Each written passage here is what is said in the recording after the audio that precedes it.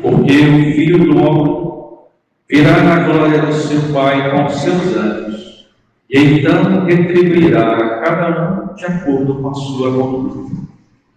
Queridos irmãos e irmãs em Cristo Jesus, nós professamos essa verdade de fé todos os domingos, a oração do credo, que Jesus há de vir julgar vivos e mortos, que haverá uma ressurreição da carne no último dia, e será um dia de recompensa para alguns e de castigo para outros. Nós não podemos esquivar desta verdade. Muita gente vive, e até mesmo dentro da igreja, tem esse comportamento errado a respeito desse artigo de fé, achando que Deus, sendo misericordioso, Deus amoroso, Ele não vai levar ninguém à condenação. De fato, Jesus não veio para condenar ninguém, e para salvar, para buscar o que estava perdido. Mas o Senhor respeita a nossa liberdade, o nosso livre-arbítrio. Este dom maravilhoso e tão perigoso que Deus nos concedeu quando nos criou em sua imagem e semelhança. Deus não nos condena, somos nós que escolhemos não estar com Ele na salvação, não aceitar a salvação que nos vem por meio do seu Filho Jesus. Jesus está alertando para os seus discípulos e para cada um de nós neste domingo, é que há de acontecer o dia da retribuição e do castigo, em que o Senhor, o juiz da história, vai separar cabrito dos cordeiros, joio do trigo, bons dos maus, justos dos injustos. É nossa a escolha de que lado nós queremos estar. O Antigo Testamento diz o profeta: põe Deus através do profeta, põe diante de ti a vida e a morte, a bênção e a maldição. Para aquilo que você estender a mão, você vai ter. Precisamos então caminhar segundo a sabedoria do alto, segundo esta palavra que nos foi dirigida, para nós estarmos seguros de que, segundo a orientação do nosso Pai do céu, por meio do seu Filho Jesus, o Verbo encarnado, cheguemos com segurança do outro lado, para que naquele dia possamos ouvir dos lábios benditos de nosso Senhor Jesus Cristo: vinde, toma posse do reino preparado para vós. É preciso então viver segundo uma nova consciência, a consciência que o Evangelho nos dá, que a palavra de Deus nos ensina. Por isso a meditação diária da Sagrada Escritura, a leitura diária da palavra de Deus. A igreja destaca o mês de setembro, o mês do início da primavera, para a Bíblia. Há um destaque maior a palavra do Senhor, mas a palavra do Senhor deve ser alimento diário para todos nós. Todos os dias nós temos algo da parte de Deus que nos é dirigido para que nós possamos, naquele dia, vivermos segundo a vontade do Pai. E na medida em que nós nos colocamos diante da palavra do Senhor, devemos deixar que ela nos transforme. Ela é como a chuva que cai da terra e não volta para o céu sem obter o seu efeito. O efeito da palavra de Deus é o efeito transformador. Mudar a nossa mentalidade, mudando para a mentalidade daqueles que são filhos de Deus, filhos da luz, não filhos das trevas. E o São Paulo dizer aos Romanos, ele pede pela misericórdia de Deus. Você deve conseguir imaginar, você deveria, ao ler essa passagem de hoje, tentar imaginar com que amor e aflição e preocupação São Paulo dirigia esta carta aos Romanos. Para nós agora é a palavra de Deus. Então termina a leitura, o leitor diz palavra do Senhor, sempre no singular, porque não são, as palavras são de Paulo, mas a mensagem contida nas palavras de Paulo é do Senhor. É Deus que o ilumina da sabedoria, discernimento, para poder dirigir àquela comunidade, dizer o que Deus quer para aquela comunidade. E olha como São Paulo diz: pela misericórdia de Deus, eu vos exorto, irmãos, a vos oferecer em sacrifício, a ser para Deus um louvor, que toda a sua vida seja de tal forma que o sacrifício do dia a dia, os esforços que você faz diariamente, toda a labuta que você tem, não seja uma murmuração, uma ofensa, uma blasfêmia ao Criador, que por nosso amor nos entregou o seu Filho na cruz, que não veio para viver uma vida fácil, pelo contrário, de sofrimento, como Jesus hoje vai dizer para os seus discípulos: olha, o Filho do Homem vai sofrer, O Filho do Homem vai para Jerusalém e deve sofrer muito da parte das autoridades religiosas e civis, vai ser morto. Mas não se preocupe, no terceiro dia, o Filho do Homem vai ressuscitar. O que o Senhor está dizendo, olha, o mistério pascal vai acontecer comigo e deverá acontecer também com cada um de vós. É por isso que aquele que quiser salvar a sua vida, viver uma vida fácil, sombra em água fresca, vai perder a sua vida. Mas quem perder a sua vida por causa do Filho do Homem, vai ganhá-la de novo. O mistério da cruz, que para nós não é maldição. Como diz São Paulo, para os gregos é tolice, para os pagãos isso é loucura. Para os judeus é loucura e para os gregos é tolice, mas para nós é sabedoria de Deus. Por isso devemos manter os nossos olhos fixos na cruz de Cristo, em Cristo crucificado, meditar o seu amor, o seu sofrimento, a sua misericórdia, todo o seu esforço, sua penitência nessa terra, e imitar a sua ação, tendo em nós, como diz São Paulo, os mesmos sentimentos que havia em Cristo Jesus, para que o Pai do céu, ao olhar para nós, veja os traços do seu Filho Jesus e queira nos recolher no seu celeiro quando chegar o último dia. E São Paulo está dizendo, olha, por misericórdia, é uma exortação de quem ama muito vocês. Não perca tempo com coisas fúteis. Não desvie o olhar das coisas eternas. Busque as coisas celestes e não as terrestres. Todas as coisas terrestres boas que Deus criou é para o nosso bem, sim. Mas nós devemos tratá-las como uma nação passageiras, efêmeras, vaidade. Não nos apegarmos a nada e a ninguém. Aproveitar de tudo que tem nesta terra com sobriedade, como disse o próprio Senhor para Adão e Eva no paraíso, no jardim do Éden. Coma de tudo, só não coma daqueles. Existem limites que Deus coloca para nos manter num ambiente seguro, salvos do olhar da serpente, do olhar e do ódio do antigo dragão, serpente infernal, o inimigo de Deus, inimigo dos filhos de Deus. Nosso grande e glorioso São Paulo está dizendo como um pai de uma comunidade, olha, ofereça-vos em sacrifício, seja um louvor agradável a Deus. Este é o vosso culto espiritual, abraçar a cruz de cada dia, oferecer a Deus em louvor tudo que nos busca, nos causa sofrimento, nos causa dissabores. Renuncie a si mesmo, toma a sua cruz, vem atrás de mim. É o que Jesus disse depois que ele ouviu de Pedro uma palavra que não estava no espírito, estava na carne. Por isso que Jesus é chamado de Satanás, pedra de tropeço. Ora, Jesus há pouco chamava Pedro de pedra, sobre ti edificarei a minha igreja. Esse para mim, um sinal de que eu posso confiar aos homens a minha própria casa. Toma as chaves, cuide do meu povo, cuide da minha casa. Você será o meu ecônomo, aquele que cuida da minha casa, do meu tempo. Porque Pedro, naquele momento, estava inspirado por Deus. Identificou quem Jesus era. Jesus é o Senhor, Ele que é o dono, Ele é o Filho de Deus vivo e verdadeiro. O que os outros dizem de Jesus, que Ele é um profeta, João Batista, Jeremias, não importa. Mas aqueles que estavam próximos do Senhor foram confirmados por Pedro, que é o primeiro Papa, que confirma os fiéis na fé da única pessoa que pode nos salvar, o Messias prometido, Jesus. Então agora você pode cuidar. Essa para mim é uma pedra, mas agora é pedra de tropeço, porque começou a fugir daquilo que é a proposta do Evangelho. Quando nós fugimos daquilo que é a proposta da palavra de Deus, nós somos para Deus, no seu reino aqui na terra, um atrapalho, uma pedra. Muitas pessoas querem viver o discipulado do Mestre, mas segundo as suas próprias vontades.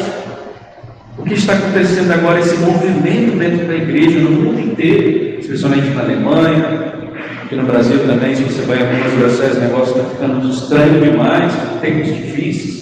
Tem que ir para ser católico está sendo difícil. Dentro da igreja católica está sendo difícil. A gente é excluído porque a gente quer ser católico dentro da igreja católica. A gente quer viver o catecismo da igreja católica, quer colocar a palavra de Deus em prática, dizer que na casa de Deus não é assim, não é a casa de Joana, cada um manda fazer o que bem entender. Ou ensinar heresias, inversão dos valores, O que está acontecendo também no Brasil dos sacrilégios terríveis, que pessoas vêm da celebração pegar a hóstia consagrada, arrebentar e dizer que isso aqui não é o corpo de Cristo. Na missa de corpo presente de Dom Geraldo Magela, lá em Salvador, teve um que entrou. E não era simplesmente louco, não. Ele é ação mesmo diabólica. Está cada vez mais se multiplicando as ofensas ao Santíssimo Sagrado. Enquanto estão nessa discussão de receber ou não receber a comunhão na boca ou na mão, a esses partidos dentro da igreja, uns que são mais tradicionais, outros que são libertários, e que a Eucaristia não tem que ser recebida na mão, e essas discussões estéreis, que é muito claro, é Jesus, é Deus, pronto, é Deus. Se é Deus, eu tenho que me prostrar diante de Deus. Se é Deus, eu tenho que cuidar de cada fragmento daquela hóstia que eu vou receber. Não deveria haver discussões entre nós sobre a presença de Jesus na hóstia consagrada. Como devemos tratar Deus na hóstia consagrada. Como devemos tratar o Altíssimo Criador do céu e da terra sobre o altar. Como devemos tratar o Filho bendito da Virgem Maria, que para poder gerar o corpo de Deus, nosso Salvador, o pão vivo descido do céu, precisou ter sido concebida sem pecado. E a gente ainda tem que discutir sobre isso. É como entre nós católicos discutir sobre aborto. Não tem discussão. Aborto, é crime, é homicídio. O mais abominável dos crimes contra a vida. Em certos casos, não existe discussão sobre isso. E aqui a gente vê assim, cada vez mais dentro da igreja, as inversões de valores. Você pode hoje chamar tudo quanto é gente que não crê em Deus. Um muçulmano pode entrar na missa agora também lá no sul. O muçulmano entrou, pegou uma hóstia assim, recebeu na mão, fez de conta que é comum, depois desaparece com ela. Ninguém sabe para onde foi.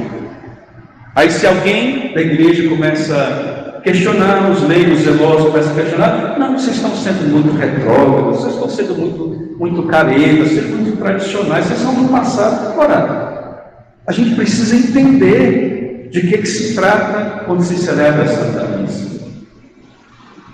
Isso tudo para dizer que está sendo difícil ser católico dentro da Igreja Católica. Você pode ser tudo dentro da Igreja Católica, menos católico.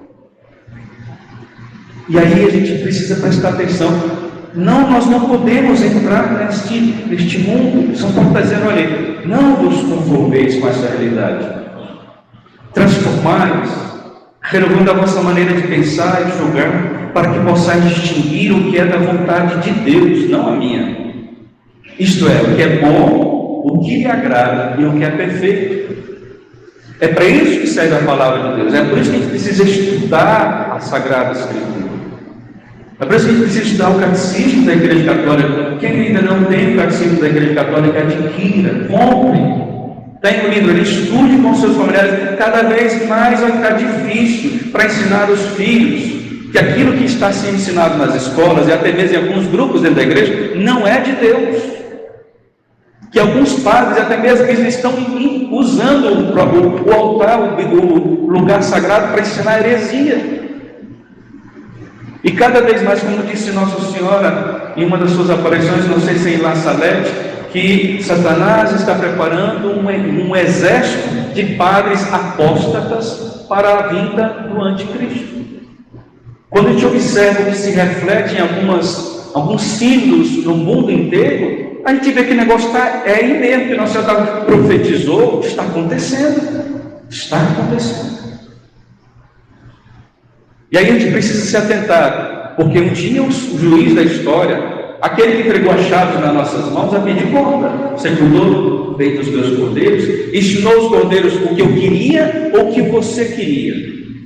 Porque hoje é fácil, né? Para agradar todo mundo e dizer que está tudo, nada é pecado, todo mundo vai ser salvo, Deus é bom e misericordioso, não existe inferno. E aí São Paulo continua, eu quero já para encerrando, para que possais distinguir qual é a vontade de Deus. Vamos então ler a palavra de Deus para que ela possa iluminar a nossa vida, de tal forma que nós tenhamos aquilo que o profeta Jeremias tinha no coração, um coração que ardia de amor. Isso que também o salmista vai falar, minha alma tem sede de Deus e deseja um Deus vivo. Quando irei ter a sorte de estar na presença de Deus, como a terra ressequida deseja a água, assim é o meu coração por ti. Como é que nós vamos desejar aquilo que nós não conhecemos? Desejar a Deus contido nas palavras da Bíblia.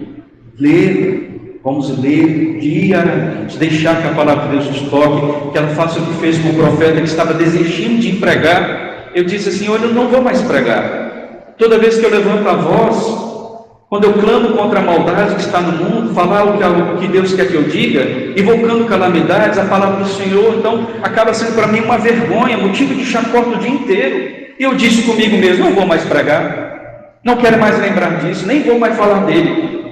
Quando eu tomei a decisão, o profeta está dizendo, de não falar mais aquilo que Deus me ordena falar, eu senti dentro de mim um fogo ardente, penetrar-me o corpo todo e desfaleci, sem força e não suportei. Ou seja, na luta contra Deus, que escolhe homens e mulheres cheios do Espírito Santo para anunciar a vontade dele, quem sempre vence é Deus.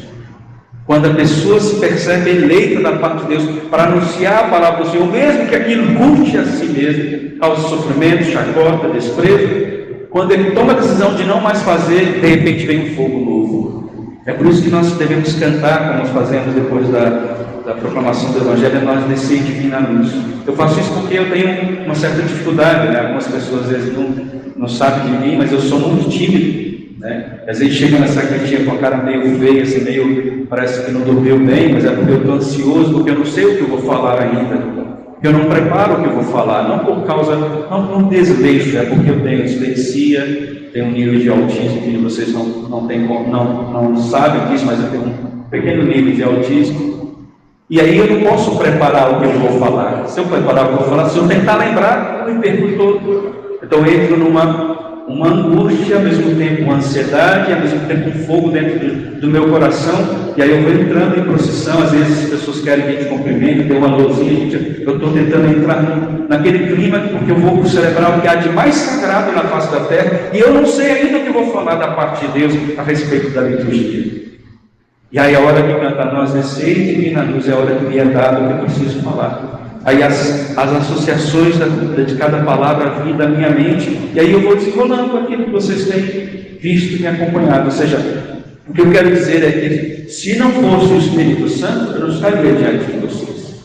Humanamente falando, eu não teria coragem de dizer nada do que eu disse aqui. Sou medroso, fraco, tímido, e ainda tenho algumas limitações psicológicas.